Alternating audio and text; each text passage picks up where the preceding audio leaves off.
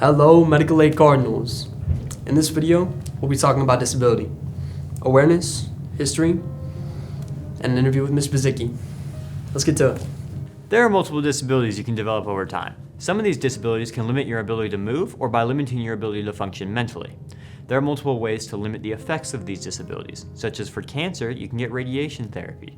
Or being blind, you can get special glasses or hearing aids. Or deafness, you can get special hearing aids. Or for a loss of limbs, you can get prosthetics. This helps us to understand the struggles that people who have disabilities go through on a daily basis. So I'm going to be telling you about the experiences and challenges faced by individuals with disability. Did you know that 15% of the world's population was born with disability? This is a significant number. Here are some of the most common types of disabilities. First, we have intellectual disabilities. This is a broad category. That includes vigorous genetic and non-genetic causes. For example, Fragile X syndrome is the most common inherited form of intellectual disabilities. Then there is Down syndrome, which is a genetic disorder caused by extra copies of chromosomes 21. Sadly, most disability people face significant health and social inequalities due to behavior like inaccessible environment and discrimination. Now that we understand some challenges, let's discuss what we can do to help disabled people feel like they belong. Here are a few key points to remember. Listen to understand. When disability individuals share their life experience, it is our job to listen without interrupting or imposing our own perspective. Ask before helping. Don't assume that someone needs assistance. Instead, offer help by simply asking. If they accept, follow their certain instructions, and remember, if they decline, be gracious about it. Respect personal space. Personal equipment like wheelchairs, a cane, or a guide dog is part of an individual's personal space. Never touch or move it without permission. Communicate directly. Always speak directly to the person with a disability. Make eye contact and use a normal tone of voice, unless they ask for something different. By practicing these behaviors, we can create a more inclusive and supportive environment for everyone. Let's strive to understand and respect one another. Fostering a true sense of belonging for all individuals regardless of ability. 300 years ago, people with disabilities were often hidden away or cared for only by family. Many people thought disability was a problem or something to be ashamed of. There were no special hospitals or rights for disabled people like there are today. In the late 1700s and 1800s, some people wanted to start having a better care for them. Reformers like Dorothea Dix helped create hospitals for people with disabilities instead of putting them all in jail. Schools for the blind and deaf also opened, showing that education was becoming more important.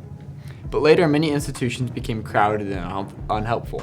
Some people believed in eugenics, which led to forced sterilization of disabled people to prevent them from having children.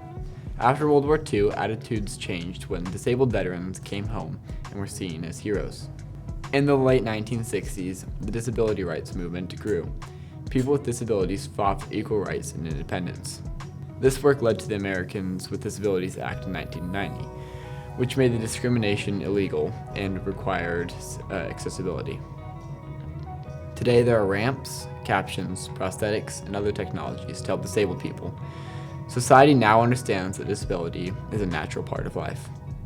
Mr. P, what are some common misconceptions about people with disability that you would like to talk about or clarify? I think there's a big misconception on just what kids or people can do. They can do a lot, and people with disabilities can do a lot. Just depends on what access they have to different things, whether they need certain stuff to get a task done, or they just need a little bit of support. I mean, everybody can get it done. You just got to find the way for them to get it done. Do you think the medical aid community is a community that is accepting of people with disabilities? I think there's a lot of acceptance in this community. I think it's more of they don't understand or don't know how to work with students with disabilities. I haven't seen anything where I'm like, whoa, that's not okay. Everybody's pretty accepting, our teachers, our admin, the community as a whole.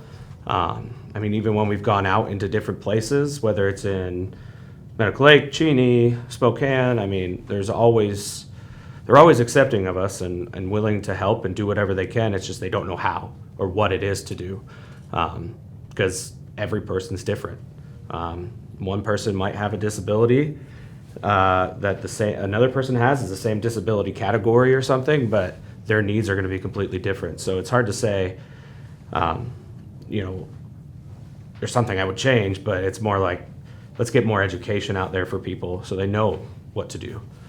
What would you like to tell people that can help change their opinion toward disabled people?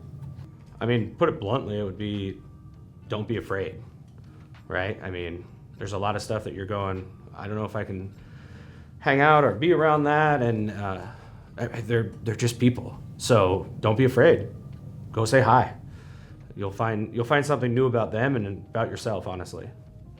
What is something that you were unaware of before that you learned of after working with people with disabilities? I would say, I went into teaching to be a teacher. I didn't know what I wanted to teach.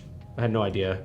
I started out as wanting to teach math, and I got to calculus 2, and I was like, no, I'm good. I'm good. I don't want to do that. So good on you, Mitchell and Dario, but I can't do that. So I was trying to dig in and find out what it was, and I was able to see a student who had a disability at the community college I was going to, and I was able to help him get from one place to another, which was nice, and that just kind of geared me towards special education.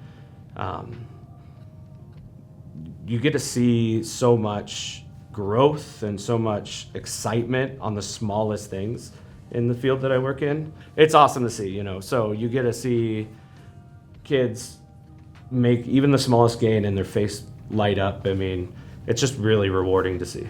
What was your first interaction or notable memory interacting with somebody who has a disability? My first interaction was in high school. We had a life skills class that already had a unified PE established. I didn't take that class because I was playing sports and weightlifting, but they were always around in the period I was. So it was kind of cool as a high school kid to be able to see gen ed kids working with special ed kids and adapting things that they're doing to make their life meaningful and their life valuable. Really working with special needs. I've worked kind of everywhere. So I've done the resource room, I've done a behavior room, I've done life skills now. My first teaching job was in behavior. I taught at the Spokane Community Jail for juveniles. And it was really cool because you saw these kids who they struggled. They knew they struggled, but they didn't know what to do or how to get by. And you could see some changes in them and like, maybe this isn't the place for me. I need to figure out how to do it. And then, they reach out to you and start seeing like, okay, I can do this kind of stuff. So really working with disabilities was more once I hit college. What are some strengths that you see in people with disabilities that you don't see every day that are inspiring? The big one's perseverance. They just never give up. They keep on keeping on. It doesn't matter how much they fail. It doesn't matter how much they succeed. They're always going forward. Every single one, which is awesome. Is there anything you feel is important to mention when talking about the area of special education? Not so much a disability, but more for kids or teachers or anybody. We have an awesome SPED staff. There's 8 of us in our staff, and every single one of them cares. And every single one of them can support and help. So if you ever have questions or you want help or support, just come ask us. We're willing and ready to do anything we can to help the kids be successful. And not just special ed kids, but all kids. I don't know how many kids I'd help out that aren't even in special ed. It's just a matter of reach out to us, let us know if you need help. We got your back. All right, sweet. Thank you for your time, Mr. Pizicki. Hey, guards. I hope this video has helped educate or inform any of you about the realm of special education or disability. Have a great day, guards.